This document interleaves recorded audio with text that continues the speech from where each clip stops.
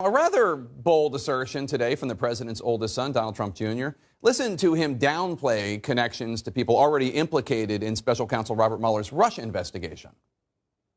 I've been hearing this for 2 years, where everyone's going to jail. Meanwhile, they haven't actually found anything as it relates to this. What they did was they put incredible pressure on regular guys that couldn't afford $1 million in legal fees and got them to slip up and say something incorrectly. You know, they pretended they were their friends. They got them, and that's all that happened. There are no actual crimes. The truth is, Mueller has filed 199 criminal counts. He's charged 37 people and companies. He's sent 4 people to prison already.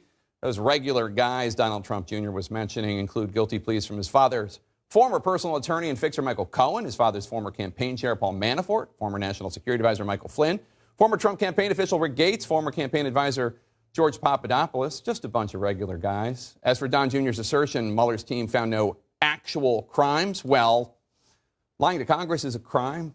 Lying to the FBI is a crime. Witness tampering is a crime. Violating campaign finance laws is a crime. Criminal conspiracy to defraud the United States by interfering in the U.S. election, which Mueller is charging several Russians with having done, that's definitely a crime. Conspiracy to commit wired fraud, that's a crime. Bank fraud, that's a crime. That's just some of them, and as far as we know, Mueller's not even done. Let's bring in CNN political correspondent Sarah Murray, along with CNN Justice reporter Laura Jarrett. So, Laura, let me start with you. There's no actual evidence in terms of that Trump Tower meeting that Donald Trump Jr. helped set up. There's no actual evidence that a crime was committed there, although it was set up to get dirt on Hillary Clinton.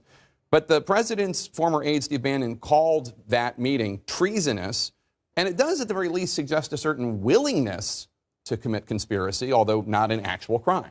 Well, and remember, the purpose of that meeting wasn't just to try to dig up dirt on Clinton, but it was also about potentially easing sanctions under the Magnitsky Act. And so it was trying to cajole Trump Jr. into making sure that his father would follow through on that if elected. Now, as you pointed out, Donald Trump Jr. has not been charged with anything, and he may make it through this entire Russia investigation without being charged with anything. And that's just something to say for that. But all of the crimes that you just listed are real crimes. Just ask Manafort and Gates and Papadopoulos and Flynn, who are all going to prison. I would imagine that they would say those are real crimes. And most of the crimes are things that took place related to this or the investigation, although a lot of Manafort stuff preceded it. But in terms of the aggregate of the 199, there's this thing, though, Sarah, I have to ask you. We know from the Mueller investigation that Manafort shared internal campaign polling data with Konstantin Kilimnik, who Mueller says has ties to Russian military intelligence.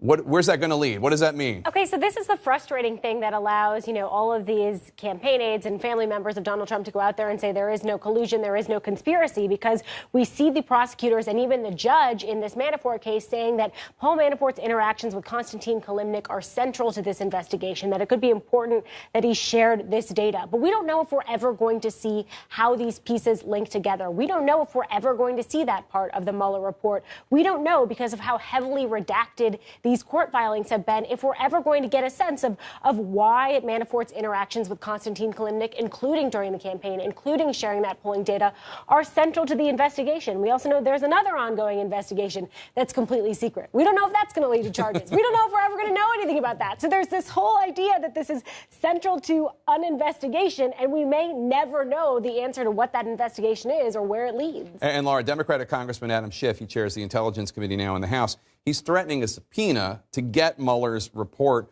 although earlier today, Deputy Attorney General Rod Rosenstein said he doesn't seem to think it's going to get that far. Take a listen.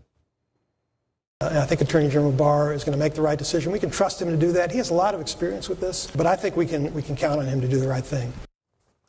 But even if Mueller drops the report next week, as we think might happen, this is going to be a big controversy until that full report goes to Congress. Absolutely. And I think the tension that you see from Rosenstein there is trying to highlight the fact that everyone is demanding transparency, certainly Democrats on Capitol Hill, with the fact that there's longstanding Justice Department policy that you do not talk about individuals who haven't been charged. And so what do you do with a report that may discuss people who Mueller declined to prosecute? He's supposed to discuss that under the regs. And so how do you expose that to the public in a way that still protects them? That's what Rosenstein was trying to get at. But at the same time, as Democrats have pointed out, there was plenty of information that has been turned over to Capitol Hill about the Hillary Clinton email investigation. She obviously wasn't charged All of that got forked over, in addition to other highly sensitive material about the Russia investigation, including the Foreign Intelligence Surveillance Act on Carter Page. There's mountains of that type of evidence that Democrats like Schiff are saying, wait a minute, you turned it over then, how are you going to withhold it now? Yeah, under the Trump administration and demanded by Republicans. And then there was, of course, this obstruction of justice question, whether or not the president obstructed justice in any of the actions. Steve Bannon believes it's possible that the president might be implicated in the Mueller report because of that. Take a listen.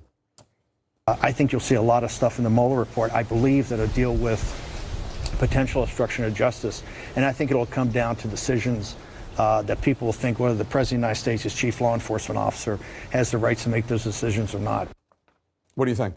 I mean, I think he's right in that this will essentially boil down to a political question, not a legal question. You know, we know under the Justice Department guidelines, they're not going to indict President Trump on anything, even if the Justice Department does believe he may have obstructed justice in some way. And so then this basically falls into the laps of Capitol Hill and of Democrats who are going to be looking ahead to 2020 and are going to have to weigh for themselves. Is there enough that we've learned out of this report that we want to try to move forward with an impeachment fight that is almost sure to fail? Or do we want to try to use this as ammunition and try to beat Donald Trump in 2020? I can't imagine that Republicans are going to see enough in this report to suddenly get on board and think it's time to launch an attack against the president, because they haven't yet. I think we're going to see these two parties go to their opposite sides of the aisle and stake their ground out. All right, Sarah and Laura, thank you so much. Appreciate it.